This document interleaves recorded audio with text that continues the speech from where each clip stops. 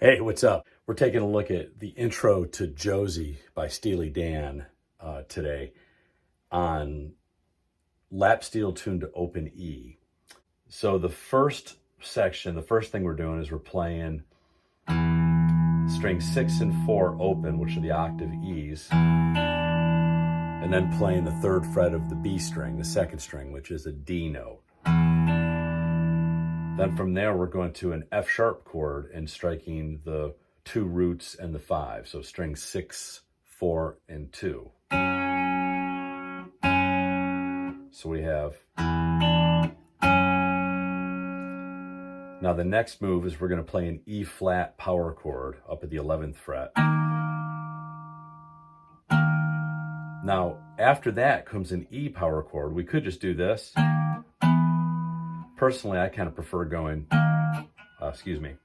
and using the open strings for the root and 5 in the key of E, just to kind of open it up a little bit, give a little bit of contrast. So we've got then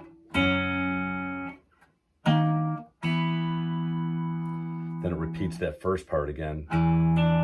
Then another E flat power chord, then B power chord, 7th fret to D power chord, 10th fret. And again, the power chords are just roots and 5s and open E tuning, just your 6th and 5th string together. Okay, so here's what we got so far slow. Then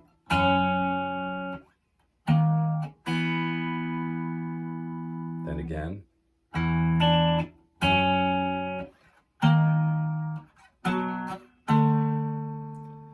All right, here's where it gets a little trickier. The next move is we're going to be playing the octave roots again. And then we're going to go to the first fret of the third string, which is an A on the G sharp string.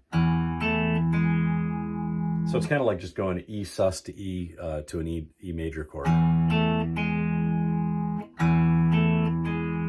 Then G octaves. So here's our E sus to E. Then we go to the G octaves, and then we're going to go and play F sharp, which is the 2nd fret of the 4th string, to the open B string, the open 2nd string. So that whole little G part is.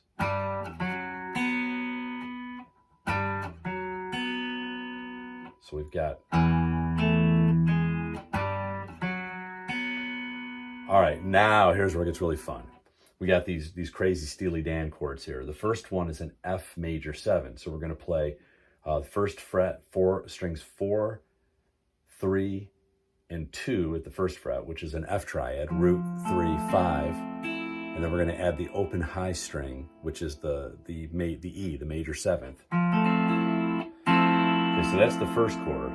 Now the next chord is an F sharp 7, sharp 9. The best way to achieve this, to kind of get the bulk of that chord, is we're going to go up to the frets 11, 12, and 13 on strings 5, 4, and 3. So we have an A sharp here, then we have an E, and then we have an A natural. So relative to the F sharp, which is in the bass, which of course we're not going to be able to do here, we have major 3rd, flat 7, minor 3rd, or sharp 9, as it's known in the context of a 7 sharp 9 chord. 7 sharp 9 chord is most famously, I think to most people, the reference point is Purple Haze by Hendrix. Okay, so what we're going to do is we're going to take and do a slant here to get all those notes at once. So we go from F major 7 to F sharp 7, sharp 9. Now the next chord is like a D with the G in the bass. So we're just going to go ahead and grab this D triad here and pretend that there's a G in the bass. So we're playing strings 5, 4, and 3. So we've got our F major 7, our F sharp 7, sharp 9, then our D major chord, a D major triad, again with the G in the bass. And now the next chord, okay, this is the one that's crazy. It is an A flat major 7 sharp 11 chord. sharp 11 being the same thing, you know, sharp 4, flat 5, however you want to think of it being. Now this one here, I tried a couple different things for this. What I thought came up the best or sounded the best was playing our root note, G sharp, then the major third, and then the major seventh. So what we have here is this little reverse slant, 4th fret of the 4th string, 3rd fret of the high string. So that's from an exercise perspective, that's what we're going to sort of, you know, visually, that's what you want to line up. Now, what we also want is we want the 3rd string, the major 3rd, which playing it right there, obviously it's going to be flat because of the slant. So what we're going to do is once you get this shape, you're going to take whatever finger, like for me, of course, I'm going to use my pinky, and just sort of tune that 3rd string up so that I get these notes.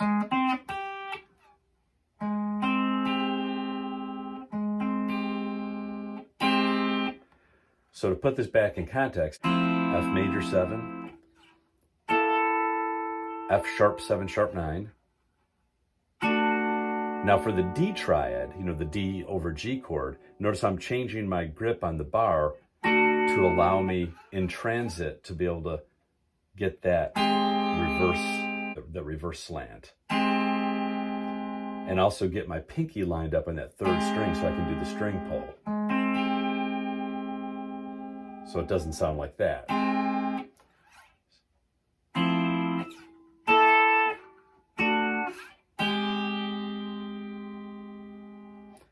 And then, you know, I threw in that little rhythm he plays at the beginning, which is really, it's an E minor 7 chord. And E minor 7 is also known as a G over E. So we've got our G triad here with the D on top, with the E, with the E in the bass. So we've got,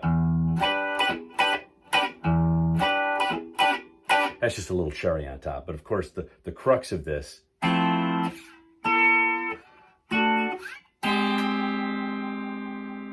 that's the one that's going to take a while. So I'd really recommend for this chord here, just go for the 2 notes first. And then once you get this,